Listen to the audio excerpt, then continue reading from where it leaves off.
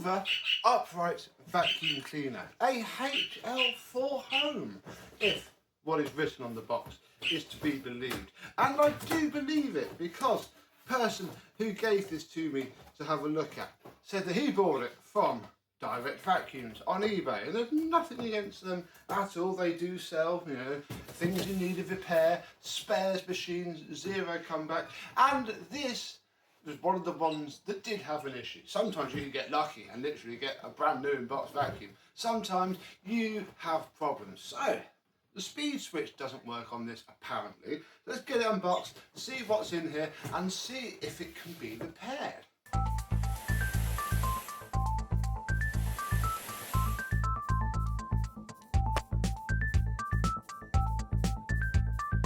Yes, hello, my vacuum cleaner and Hoover chums.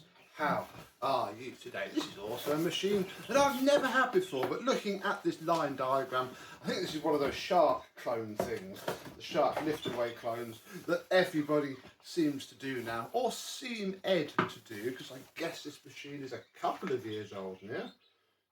No idea on the date, don't care that much to look. Right, we have a crevice tool with a massive tool connector and then a very short and narrower than the wand crevice tool. Right.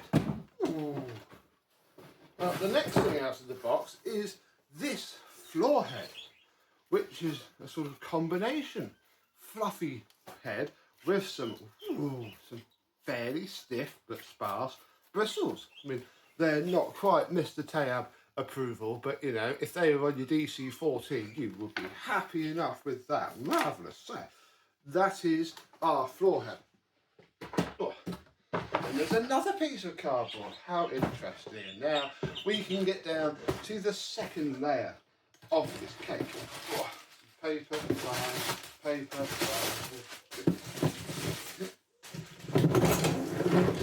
Here we have our hose, which I'm guessing is going to be, no, that's not going to be our issue because there's no electric running through that hose at all. That's good. That means that our issue is probably here on this 3-position switch. I'll have a look at that in a second. Then we have a 1, and that is it. So, I think that's complete enough. Let's have a quick look at the machine itself, which has definitely been used. It's a nice lightweight power unit. We have a flat cable, which they do like to twist about and go a bit horrible over time. So it managed to be seen on that one. Some nice big buttons to release it. Ooh, then you take the bin off and yeah, see the shark-like filtration on the thing. And the motor, yeah, this is just exactly the same as a shark. Bless everybody copying everybody else. And then this must mean that there's nothing in here at all bar some bubble wrap and yeah, just the cones and thin air. Everything else happens here. Fair enough. Pop this onto there. We shall pop the handle onto the machine. Then we can click our hose into there, and then I'm gonna guess it plugs in here just like so. Oh, that wasn't clicked in. Good, that's fine. Then we have a tool holder for our one tool. And remains now is to plug it in and just confirm what is broken about it. Right, let's plug this disgusting modern moulded plug into our nice 1950 NK and it fires up into life. So that's good. Let's just turn it off. So 1 is hard floor, 2 is carpet. I mean, I guess it wouldn't change the suction anyway.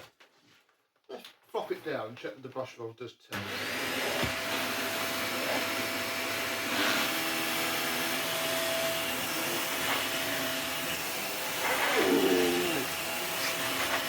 Like that.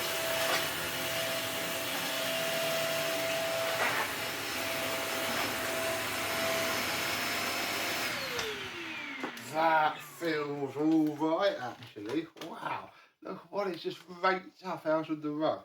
I don't know that it is broken because it's changing the speed of the brush roll. This switch is going between hard floor and carpet on the brushroll speed, which is exactly how a shark works. It seems to be running okay. I mean, there's plenty of airflow, and we can have a look at that airflow by having a look at the water lift that this thing gives. Right, so that's on max. Again, this is just a slide control here. Ye olde, open the vent and the suction comes out of there. So yeah, so far so good. Ooh.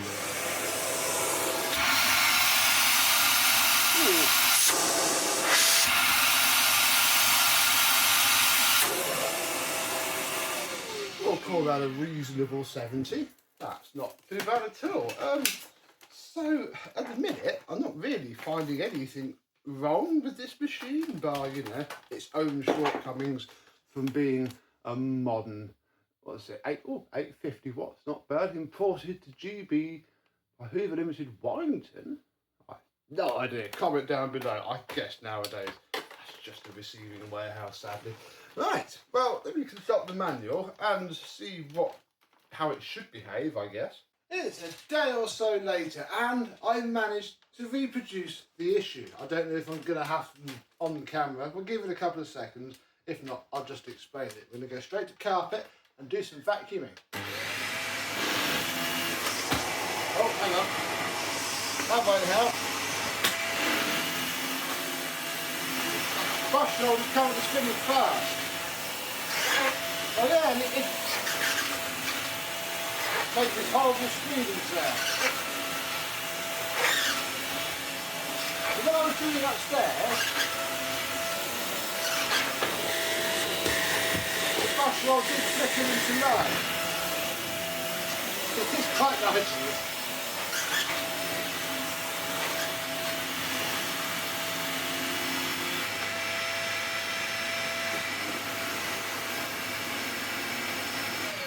Yeah, the brushroll went into low when I was vacuuming upstairs yesterday. I think the carpet's probably different to this rug. And yeah, it's not that noticeable. This is going to be quite annoying now because we're going to have a look inside the head, see if there's anything obvious. But if there's not, then I'm probably just going to have to get rid of it as it is because not that noticeable really. Brushroll doesn't get that much slower than it spins already. Right, let's take the head apart. We've not had the brushroll out of this head yet either, have we? We need to take the base plate off because I need to check for any hidden screws. And yes, there are some. So there is your base plate. Very nice. And yeah, what an intriguing roller. I mean, comment down below. These have been out a couple of years now. Does this bit rip itself off when you use it on carpet or not? I don't know, but it is pretty nice. It is very decently aggressive. And then we have three more identical screws here, and there's these two on the front, which are barely this size. There we go. I don't know if there's any under the wheels. We're going to find out now, and yeah, try and why are you going to be difficult? Try and separate this head. I didn't take the wheel axle bolts out, but we're going to see that makes a difference. Oh,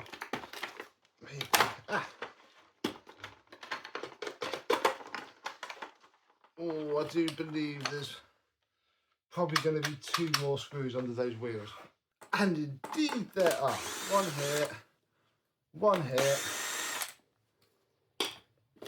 Now I'm pretty sure, yeah, the head, well, there is a little LED wire there, but if I just unroute it, we can unplug it, and yeah, there is the inside hood of our Hoover. I mean, this isn't going to be made by Hoover. Comment down below who this is actually made by. I think the HFX cordless was Hisense, which is cool, and yeah, we can see all of our stuff. I'm rotating the motor. There's no burnt comm segments because the thing works fine. I don't know what I'm hoping to see really. I guess a broken wire. We need to try and manipulate the wire down. Maybe that's my theory, that one of these wires is perhaps a little bit broken. But yeah, there's the little circuit board in there. There's the part number. Very nice. Baloo! Jungle Book. And yeah, it is just a shark clone, as I figured it might be. What we could do is take this back piece off, which I've already unscrewed, because yeah, I did have a look at these wires. And these wires and these wires, I wonder if there's enough slack in the run that I can just pull the bit that goes through the pivot into a different position. Oh no, it's tight somewhere, that's annoying.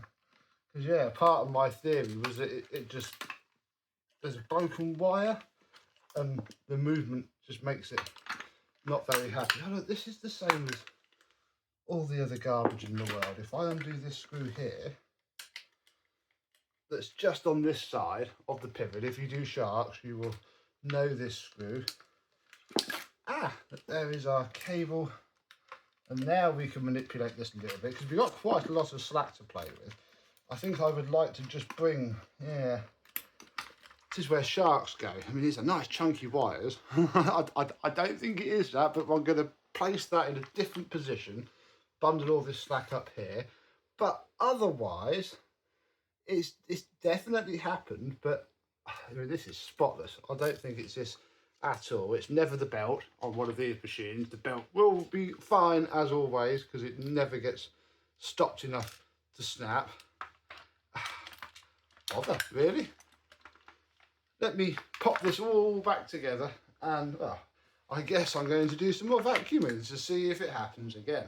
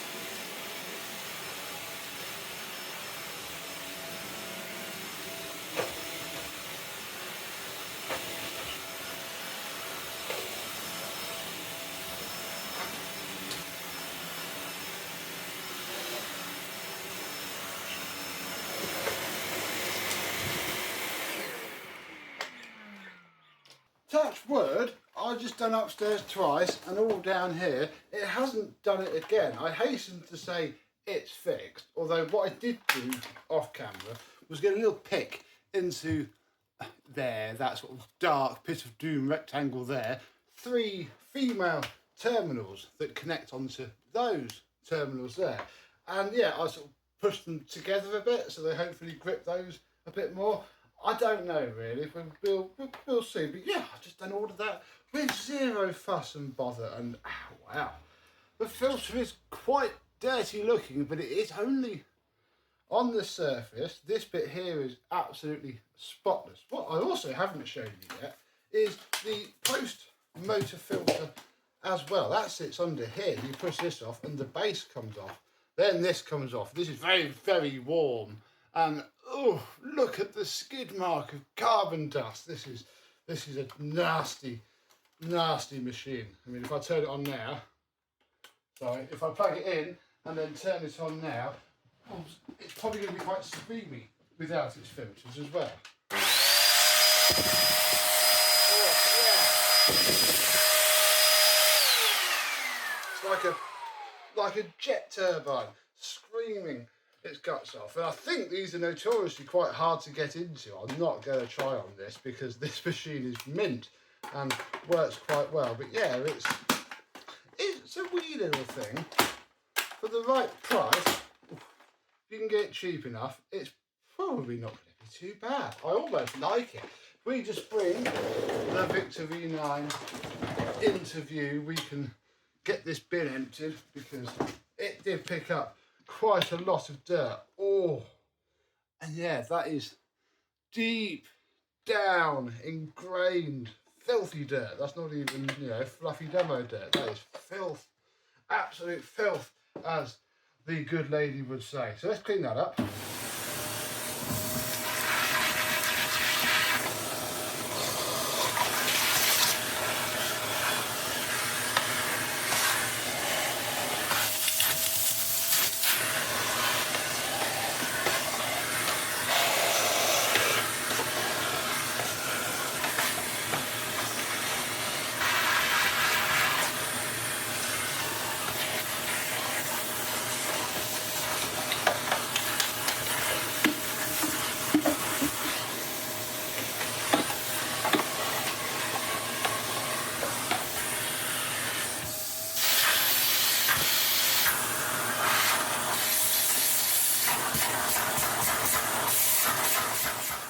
Well, I think I'm going to call it fixed because it seems to be fixed. It cleaned up reasonably well with a wipe down and a Victor V9, and I don't know really, I quite like it. I'll probably sell it at some point, or see if the person who gave it to me wants it back now that perhaps it'll behave itself. I'll probably use it a couple more times as well, just to be sure. But whatever might be wrong with it, it's definitely nothing simple, and there's definitely not much point in going much further now. Have you ever had one of these? I'm not going to say nice Hoovers. They are nice to use, but they just won't last. If you can pick one up for 20 quid, great. They're an absolutely amazing vacuum. But pay, you know, £100 or more, and yeah, it's not going to last. Or you'll have to clean the filters out every single month religiously. But for the right price, it is pretty cool, and we have experienced it. So yeah, let me know if you've seen this issue or come across it, or any other problems with this machine in the comments down below. And until the next horrendous Hoover project, I, and maybe this one, will see you soon. Bye bye.